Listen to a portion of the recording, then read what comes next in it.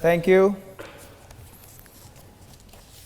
President Horvath and the other esteemed officials of the University of Oxford, distinguished members of the Oxford Union, other dignitaries in attendance, and ladies and gentlemen, good afternoon. I am the only 8th Division World Boxing Champion in history, having won 11 major world titles, ranging from flyweight, which has an 8-stone limit, to super welterweight, which has an 11-stone limit.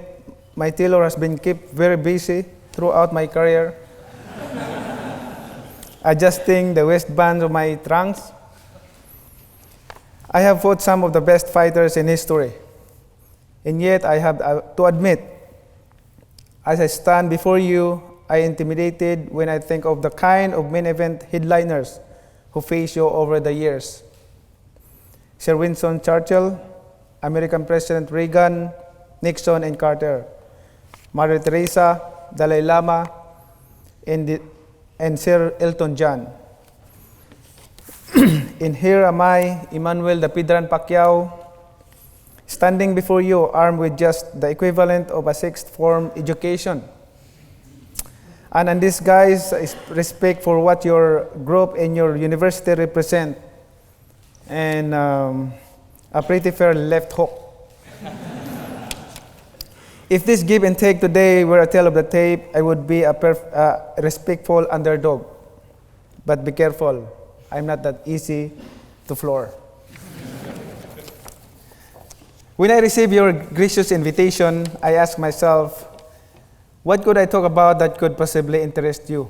What could Manny Pacquiao say that would be of any impact, much more utility to the men and women who enjoy the highest standards of instruction at Oxford? The answer came fast.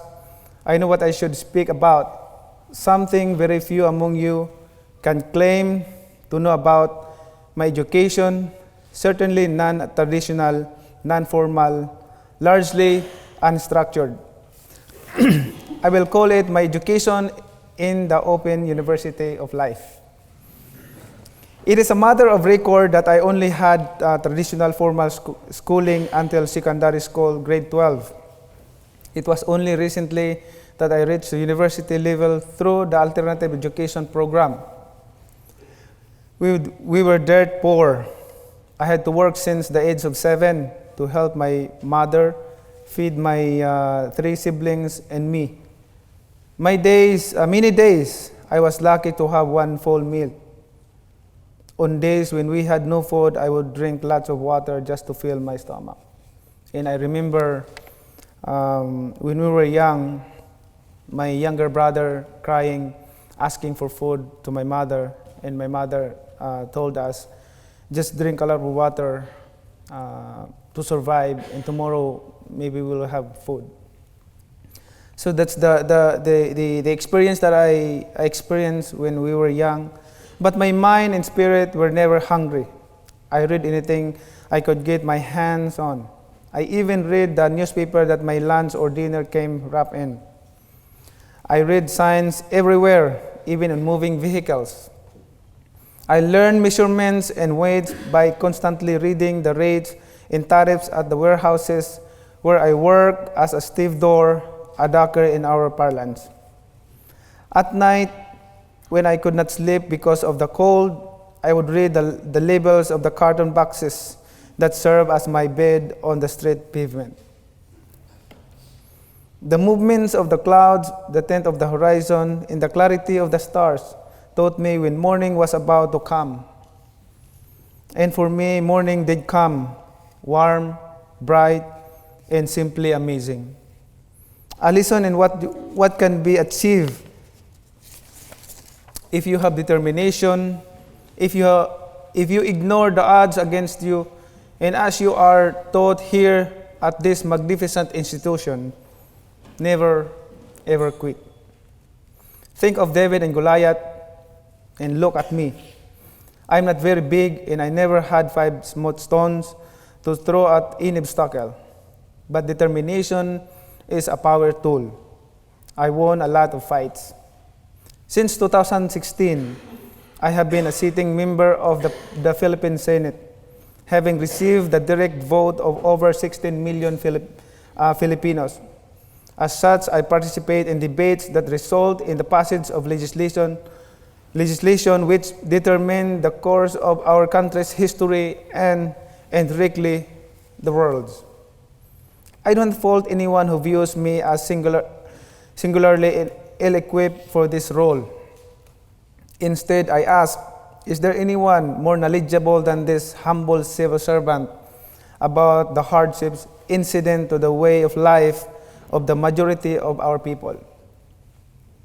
Who among my colleagues has faced poverty face-to-face from birth? Whose life's work has it been to battle illiteracy? In crafting effective laws, there is no better guide than the pulse of the masses. I may not have financial acuity. I may not be historically fluent.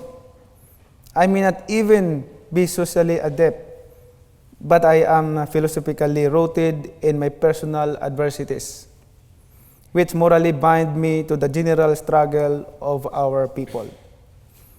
I am a fighter, and I will always be a fighter, not just because it is my profession. I was a fighter long before I first set foot in a boxing ring. All my life I have been fought to live. Every single day in my youth, I fought for survival. Now, I do it and get paid for it. Then, I was lucky to get a piece of bread for it.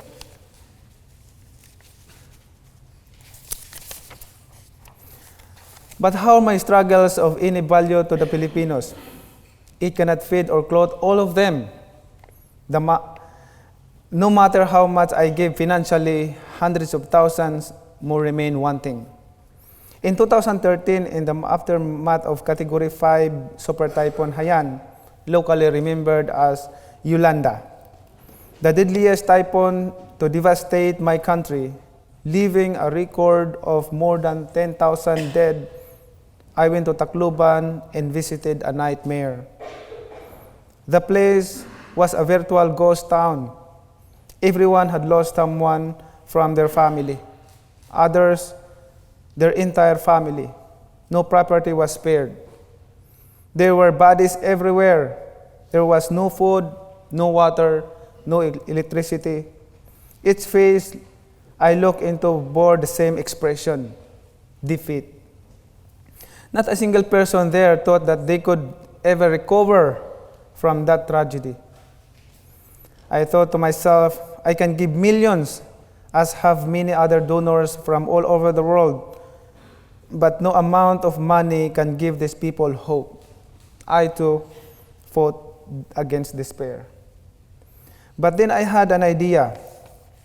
We set up a makeshift basketball court and I started shooting some hoops.